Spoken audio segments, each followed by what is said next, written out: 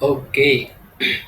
સો last time બેટા આપણે સ્વાધ્યાય 2.3 જે છે પતી ગયું હતું. 2.3 થી આપણે આગળ વધીએ. તો હવે આવે છે પ્રકરણ સ્વાધ્યાય 2. તેની શરૂઆત કરીશું આપણે. તો ચલો ક્વેશ્ચન નંબર 1 સાથે બેટા આપણે ટેક્સ્ટ બુક રાખીશું કે જેથી ક્વેશ્ચન્સ આપણે જોતા જઈએ.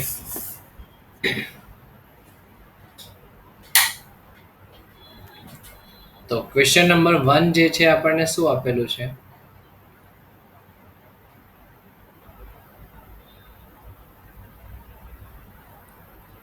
fx અને g(x) તમને બે આપેલા છે.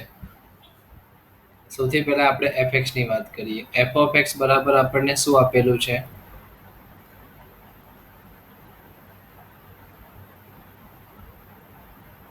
x² 3x. પહેલામાં છે 0 <= x <= 3.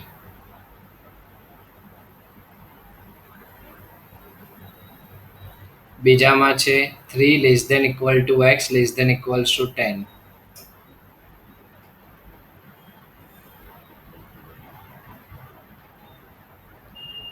fx તમને આ રીતે આપેલું છે અને પછી g(x) તમને આપેલું છે.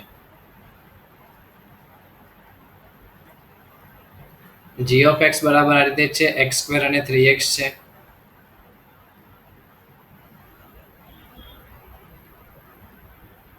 પહેલામાં આપેલું છે 0 <= x <= 2.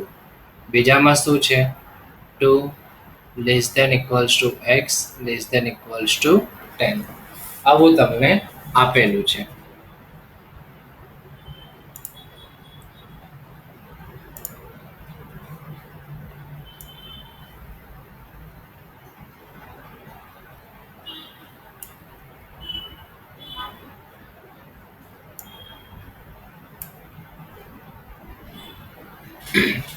તો તમને સાબિત શું કરવાનું કીધું છે? તો સાબિત કરો કે f એ વિધેય છે, g એ વિધેય નથી. આવું તમને કહી દીધું છે કે f એ વિધેય છે અને g એ વિધેય નથી. તો સૌથી પહેલા તો વિધેય હોવા માટેની શરત શું હતી એ આપણે યાદ કરીશું સારી રીતે. તો સૌથી પહેલા એ યાદ કરો કે વિધેય હોવા માટેની શરત શું હતી. યાદ છે બેટા થોડી ઘણી પણ? શું હતી વિધેય હોવા માટેની શરત? એક ઓલું મેં બોયફ્રેન્ડ અને ગર્લફ્રેન્ડ વાળું પણ એક્ઝામ્પલ આપ્યું હતું, જો કદાચ યાદ હોય તો. અને મેથ્સની લેંગ્વેજમાં પણ પછી એને સમજાવ્યું હતું. સિમ્પલ શબ્દોમાં જો હું યાદ કરાવું એને તો આ રીતે હતું આપણે કે સપોઝ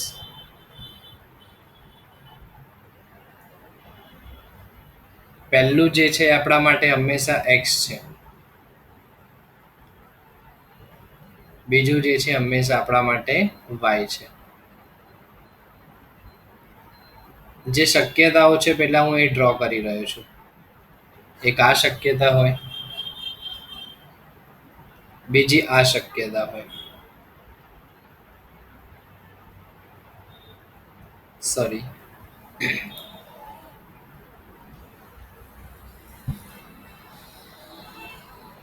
બીજી આ શક્યતા હોય, ત્રીજી શક્યતા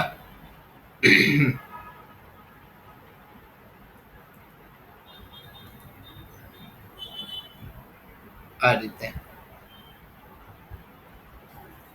એકનું એકની જોડે બનતું હોય.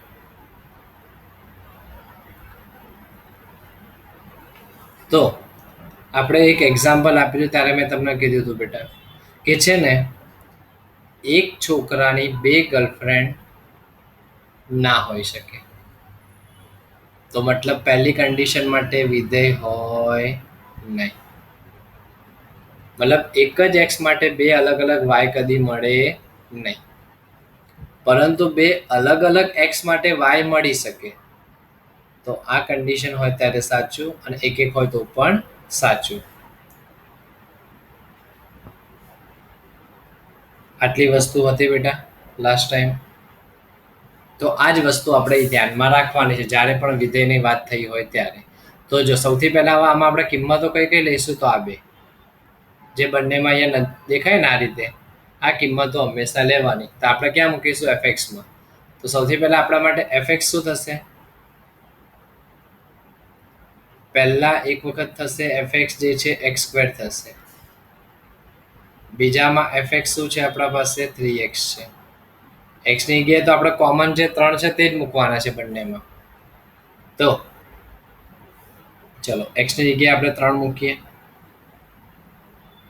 તો અહીંયા શું થઈ જશે? 3 નો વર્ગ. 3 નો વર્ગ એટલે 9 થયું. સેમ સામે જાઓ, એફ ઓફ 3 એક્સની જગ્યાએ 3 મૂક્યું તો અહીંયા પણ તમને શું મળ્યું? એફ ઓફ 3 બરાબર 9. મતલબ જ્યારે તમે એક્સની જગ્યાએ 3 મૂક્યો તો વાયનો જવાબ તમારો એફએક્સનો મળ્યો 9. 3 મૂક્યો તો જવાબ મળ્યો 9. તો શું થયું આમાં? જે એક્સ જો 3 હોય તો વાય 9 જ મળે છે, બદલાતો નથી. માટે તમે શું કહી શકો? માટે એફ એ વિધેય છે. કેમ? એક ઘટક માટે એનું જે પ્રતિબિંબ છે તે બીજો એક અનન્ય ઘટક મળે છે. હવે આ જ વસ્તુ આપણે અહીંયા જી ઓફ એક્સ માટે લખીએ. તો ચલો જી ઓફ એક્સમાં પણ આ રીતે સેમ સ્ટેપ કરીશું આપણે. એક વખત એક્સ સ્ક્વેર છે, બીજી વખત 3x છે. તો હવે અહીંયા એક્સની જગ્યાએ શું મૂકીશું આપણે? હવે અહીંયા આપણા પાસે શું છે? 2 છે. અહીંયા આપણા પાસે શું છે? 2 છે. તો એક્સની જગ્યાએ 2 મૂકો તો જી ઓફ 2 બરાબર શું થશે? 2 નો સ્ક્વેર. તો શું મળ્યું આપણને? 4 મળી ગયું. એ રીતે અહીંયા જી ઓફ 2 3 એક્સની જગ્યાએ આપણે 2 મૂક્યું તો 3 દૂને શું મળી ગયા આપણને? 6. તો અહીંયા શું થયું આપણે જુઓ, 2 મૂક્યા તો જવાબ 4 મળ્યો, 2 મૂક્યા તો જવાબ 6 મળ્યો. મતલબ કેવી કન્ડિશન થઈ કે જ્યારે એક્સ બરાબર શું હતું? 2 હતું, ત્યારે વાય તમને 4 પણ મળ્યું અને 6 એ મળ્યું. વાય એટલે આપણું એફએક્સ. તો આ રીતે થયું કે ભાઈ એક્સ બરાબર 2 ત્યારે વાય બરાબર 4 પણ મળ્યું અને 6 પણ મળ્યું. એટલે કઈ કન્ડિશન આવી આમાં દેખાય છે? પ્રથમ કન્ડિશન. તો એક્સની એક કિંમત માટે 2 અલગ અલગ વાય હોઈ શકે નહીં. માટે જી એ વિધેય નથી. ખબર પડી બેટા ફર્સ્ટ ક્વેશ્ચનમાં? આમાં કોઈ ડાઉટ કોઈને?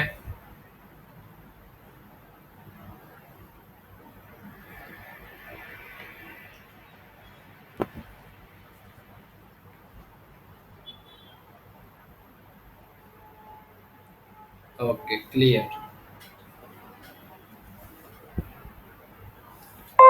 નેક્સ્ટ જઈએ આપણે ક્વેશ્ચન નંબર 2 ની અંદર.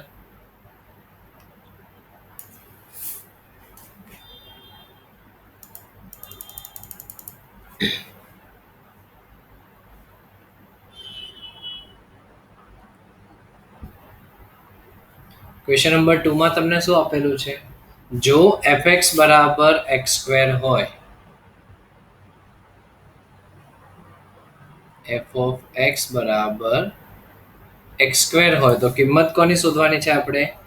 f of 1.1 minus f of 1 upon 1.1 minus 1. મતલબ x ની જગ્યાએ એક વખત તમારે 1.1 પણ મૂકવું પડશે અને 1 પણ મૂકવું પડશે, પછી તમને જે બાકીની કિંમત છે તે મળશે. તો સૌથી પહેલા આપણે શું કરીએ છીએ? x ની જગ્યાએ 1.1 મૂકી દઈએ તો f of 1.1 તો સામે શું થઈ જશે?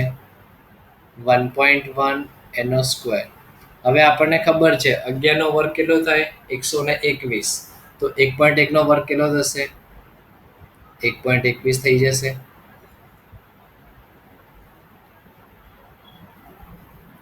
તે રીતે હવે x ની જગ્યાએ 1 મૂકો તો 1 નો સ્ક્વેર. 1 નો સ્ક્વેર શું થઈ જશે? 1 થઈ જશે. હવે જે આપણે કિંમત શોધવાની છે તે કિંમત કઈ શોધવાની છે? f of 1.1 minus f of 1 છેદમાં 1.1 માઇનસ 1. તો ચલો f ઓફ 1.1 એની કિંમત આપણને શું મળી છે? f ઓફ 1.1 ની કિંમત 1.21 મળી ચૂકી છે ઓલરેડી આપણને. તો 1.21 f ઓફ 1 એટલે 1. 1.1 માંથી 1 જાય એટલે શું વધે? 0.1 વધે. 1.21 માંથી 1 જતું રહ્યું તો શું વધે? 0.21 વધે. 0.21 છેદમાં 0.1. તો હવે જો આને આપણે સોલ્વ કરીશું તો શું થશે બેટા? 0.21 એટલે શું લખી શકાય? 21 ભાગ્યા 100 લખી શકાય. અને 0.1 એટલે શું લખી શકાય? 1/10. શું કેન્સલ થઈ જશે અહીંયા? 0 જે છે કેન્સલ થઈ ગયું આપણા માટે. તો વધ્યું શું હવે? 21 ભાગ્યા 10. 21 ભાગ્યા 10 એટલે શું કહેવાય? 2.1. પતી ગયો. ખ્યાલ પડ્યો બેટા આની અંદર?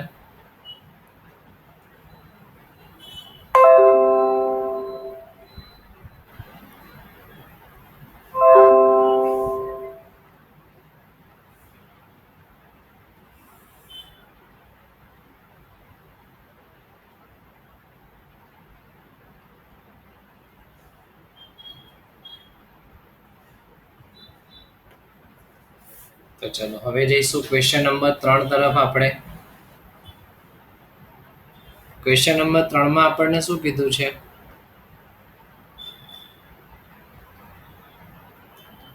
જો fx બરાબર તમને આપેલું છે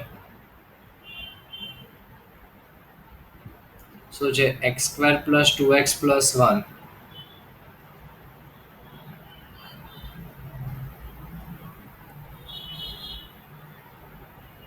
એના છેદમાં x² - 8x + 12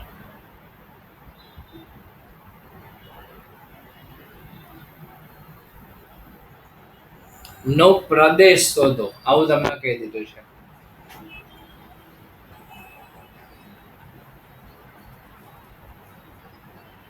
તો હવે જ્યારે પણ આ રીતે તમને ઉપર નીચે x વાળું આપેલું હોય વિધેય, એટલે એ વિધેય કયું કહેવાય? સમમેય વિધેય. તો હવે સૌથી પહેલા આવા ક્વેશ્ચનમાં તમારે શું કરવાનું? જે છેદ આપેલું છે ને એના ભાગ પાડો. તો છેદ જે આપેલું છે અને આપણે જો અવયવ પાડવા હોય તો કઈ રીતે પડે? તો 12 ના એવા ભાગ પાડો કે સરવાળો કરતા 8 આવે. તો કયા કયા ભાગ પડશે આની અંદર? ઉપરનું કશું નથી કરવાનું.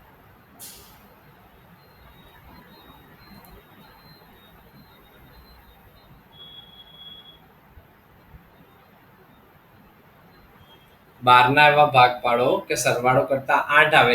6 દુ 12 થાય એટલે ગુણાકાર કરો તો 6 દુ 12 થઈ જાય, અને સરવાળો કરો તો 6 ને 2 8 પણ થઈ જાય.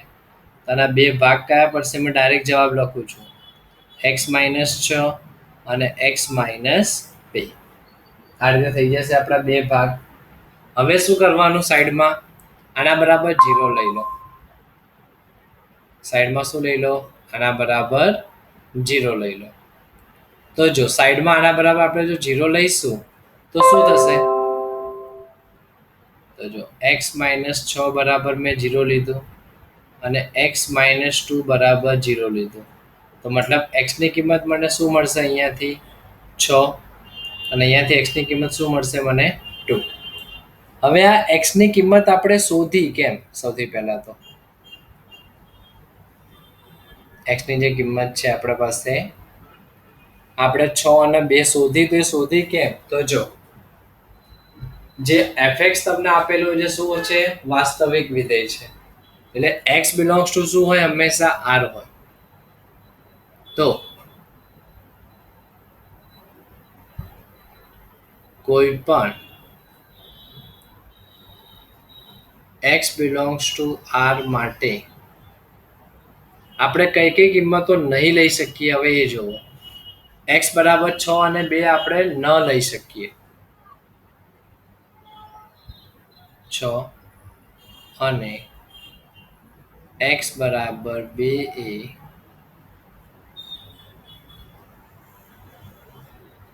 fx માટે શક્ય નથી. fx માટે શક્ય નથી. કેમ fx માટે શક્ય નથી? તો જો આપણે છેદની અંદર x બરાબર 6 અને x બરાબર 2 મૂકી દઈએ તો જવાબ શું આવી જાય? 0. અને છેદ ક્યારેય પણ શૂન્ય બનવો જોઈએ નહીં. છેદ ક્યારેય પણ શૂન્ય બનવો જોઈએ નહીં. અને અહીંયા જો આપણે 6 અને 2 મૂકીશું તો શૂન્ય થઈ જશે. માટે fx માટે આ બે કિંમતો જે છે શક્ય નથી. એના સિવાયની હવે ગમે તે કિંમતો લો, હવે એનો કોઈ વાંધો નથી. તો માટે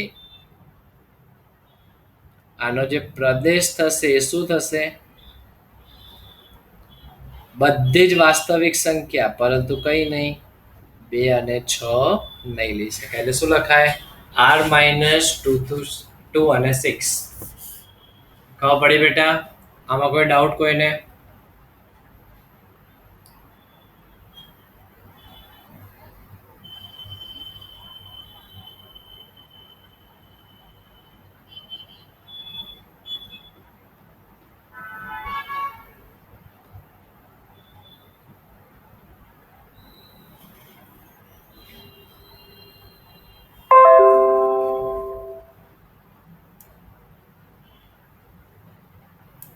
ચલો તો હવે આપણે આગળ વધીએ ક્વેશ્ચન નંબર 4 તરફ. તો ક્વેશ્ચન નંબર 4 ની અંદર આપણને શું કહી દીધું છે? fx બરાબર આપેલું છે વર્ગમૂળની અંદર x - 1.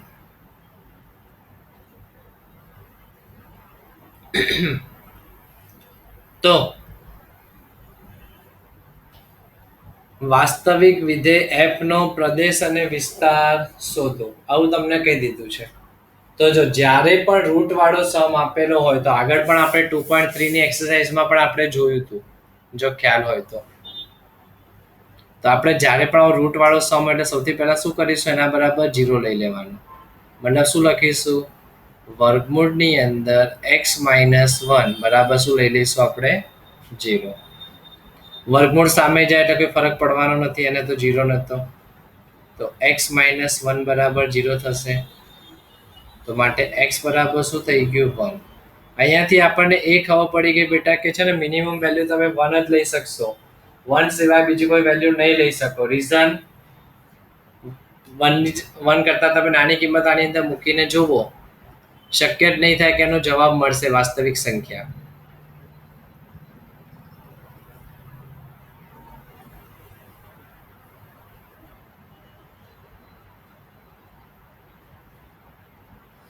ચાલો હવે આપણે આની અંદર કિંમત મૂકીને જોઈએ.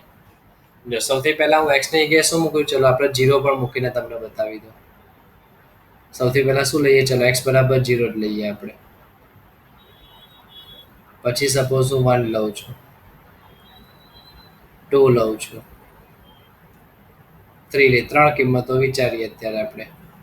f of x માં મૂકવાની છે તો f of 0 તો શું થઈ જશે? અહીંયા વર્ગમૂળની અંદર 0 - 1 એટલે વર્ગમૂળની અંદર આવ્યું -1.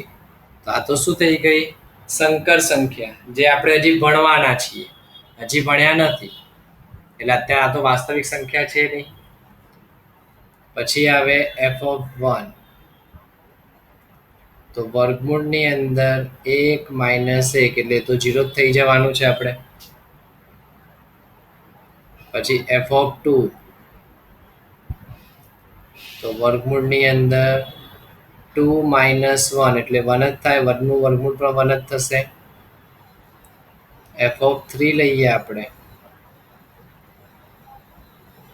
3 - 1 એટલે વર્ગમૂળની અંદર શું થઈ ગયું? 2 થઈ ગયું. તો જો આ તો શક્ય નથી એટલે આને તો આપણે ચોકડી મારી જ દઈએ પહેલેથી. તો જો x ની કિંમત આપણે મિનિમમ કઈ લઈ શકીએ 1, પછી એ મેક્સિમમ બધી મળતી જશે. તો જે કિંમતો આપણે લઈ શકીએ છીએ એ શું કહેવાય? પ્રદેશ કહેવાય તમારો. તો માટે પ્રદેશ શું થશે? 1 2 3 ડેશ ડેશ ડેશ. આપણે એને અંતરાલના સ્વરૂપમાં દર્શાવો તો કઈ રીતે લખાય? મિનિમમ 1 આવ્યું એટલે 1, 1 થી પછી અનંત સુધી ગમે તે આવે પ્લસમાં. તો આ થઈ ગયો તમારો પ્રદેશ. પછી વાત કરીએ આપણે વિસ્તારની. તો વિસ્તાર શું આવ્યો? સૌથી નાનું આવ્યું હતું 0, 0 1 √2. આ બધી આવતી રીતે સંખ્યા. એટલે આપણે લખવું હોય તો કઈ રીતે લખી શકાય? 0 આવી શકે છે, 0 આવી શકે છે એટલે અહીંયા શું લખીશું? આ રીતે 0, ત્યાંથી ઇન્ફાઇનાઇટ, પછી અનંત સુધીમાં ગમે તે આવે એટલે શું લખાય? 0 થી ઇન્ફાઇનાઇટ. પડી ખબર બેટા? ક્વેશ્ચન નંબર 4 માં કોઈને કોઈ ડાઉટ?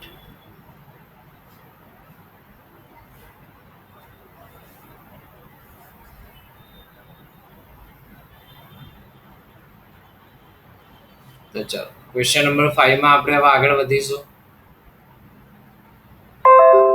5 માં શું આપેલું છે આપણને? fx બરાબર માનાંકમાં x - 1 છે. f of x બરાબર છે માનાંકની અંદર x - 1.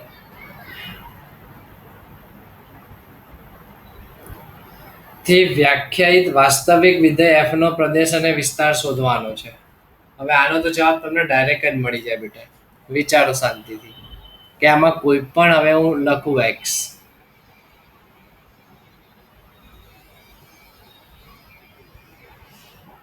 કોઈ પણ વાસ્તવિક સંખ્યા x માટે એટલે કે x બિલોંગ્સ ટુ r માટે fx નો જવાબ હંમેશા શું મળશે?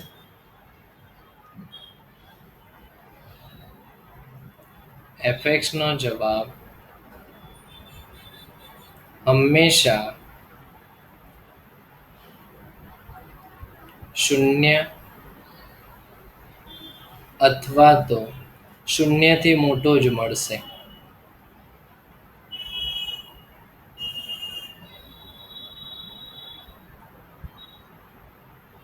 fx નો જવાબ હંમેશા 0 અથવા તો 0 થી મોટો જ મળશે. તો એનો મતલબ એવો થયો કે પ્રદેશ તમે ગમે તે લઈ શકો છો વાસ્તવિક સંખ્યામાંથી કોઈ પણ કિંમત. તો માટે પ્રદેશ જે થયું એ શું થઈ ગયું? તમારી કોઈ પણ વાસ્તવિક સંખ્યા એટલે કે r. પણ એનો જે વિસ્તાર છે એ શું થઈ ગયું? 0 કાં તો 0 થી મોટું એવું કીધું આપણે. 0 આવી શકે તો 0 થી અનંત સુધી ગમે તે હોઈ શકે. ક્લિયર બેટા? ક્વેશ્ચન નંબર 5 બધાને?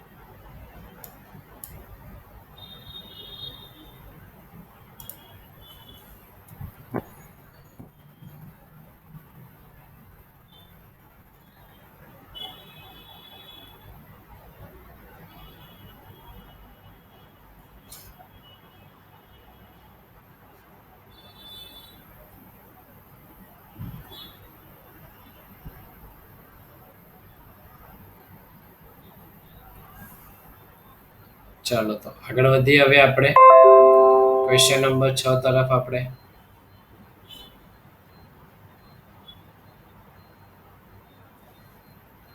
તો ક્વેશ્ચન નંબર 6 માં આપણને શું આપેલું છે? f બરાબર તમને આપેલું છે f બરાબર પહેલું છે x, બીજામાં છે x² / 1 + x².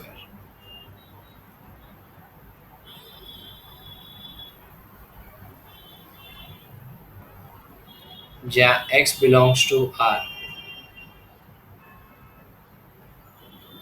આ એ r થી r નું જો વિધેય હોય, એટલે વાસ્તવિક સંખ્યાથી વાસ્તવિક સંખ્યાનું જો વિધેય હોય તો f નો વિસ્તાર શોધો.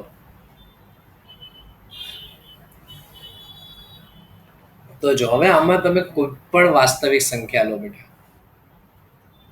ચલો આપણે લઈએ કિંમત. સપોઝ કે x બરાબર મેં 1 લીધું, 2 લીધી કિંમત, હજી એક આપણે બાકી રહી ગઈ તે 0 પણ લઈ લઈએ. આ બધી કિંમત માટેનો જવાબ શું મળશે એ જુઓ. X square upon 1 plus x સ્ક્વેરનો જવાબ 1 નો સ્ક્વેર એટલે x square upon 1 plus x square. આનો જવાબ શોધવાનો છે આપણે.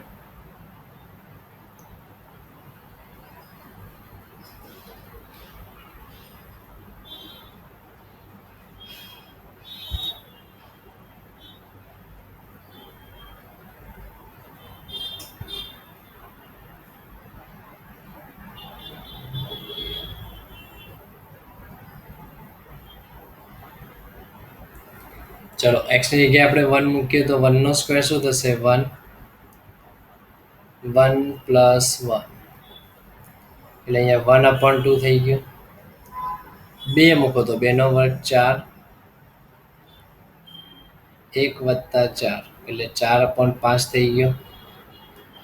જો જે સંખ્યા ઉપર આવે એના કરતા નીચે એક મોટું આવે છે 3, તો 3 નો વર્ગ 9, નીચે 1 વત્તા 9 એટલે 9 ભાગ્યા 10 થશે. 0 મૂકશો તો 1 વત્તા 0, 0 ભાગ્યા 1 એટલે 0 જ થાય. તો આ બધી તમે અલગ અલગ કોઈ પણ કિંમતો મૂકશો આ રીતે, પણ એક વસ્તુ તમને શું સરખી દેખાય છે કે જે પણ કિંમતો આપણે મૂકીએ છીએ એ કિંમતો કરતા જે નીચેનો જે આન્સર છે, એટલે કે અંશ કરતા જે છેદનો જવાબ છે તે હંમેશા +1 જ મળે છે. અને અંશ કરતા જ્યારે પણ છેદનો જવાબ +1 હોય મતલબ અંશ નાનો થઈ ગયો, અંશ કરતા જો છેદ મોટો થઈ ગયો તો મતલબ જવાબ હંમેશા શું હોય? 1 કરતા નાનો જ હોય. 0 મળી શકે છે પણ બાકી બધા જવાબ તમને 1 કરતા નાના જ મળશે. તો માટે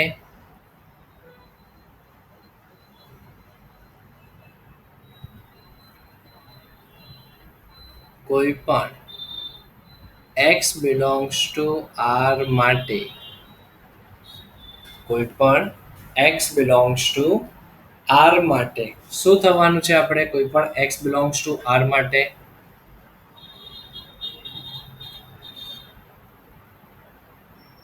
fx બરાબર x² અપોન 1 પ્લસ x² નો જવાબ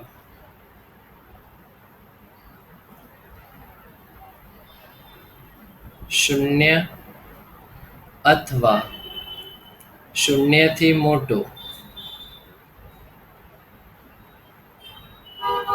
પરંતુ 1 કરતા હંમેશા નાનો જ મળશે.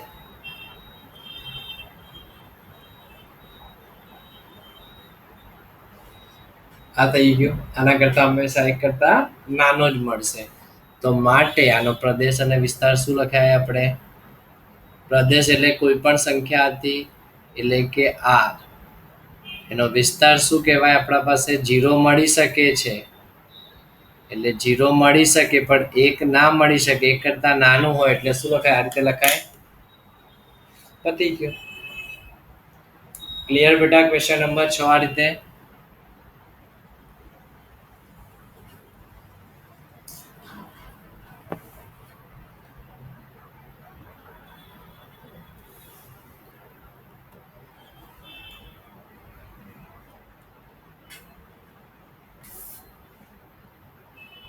તો હવે જઈએ ક્વેશ્ચન નંબર 7 ઉપર આપણે.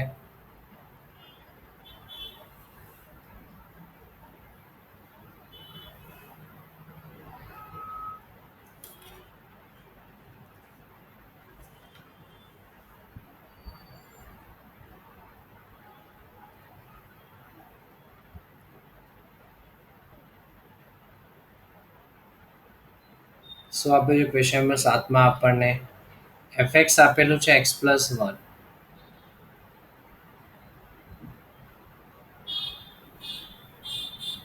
g of x આપેલું છે આપણને 2x-3,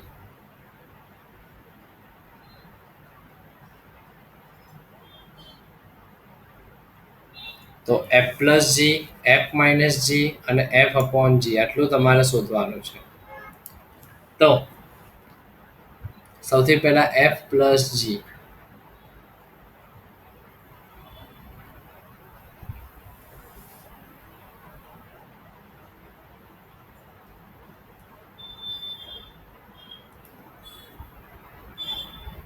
તો f+g, f+g એટલે શું થાય? fx + gx થાય.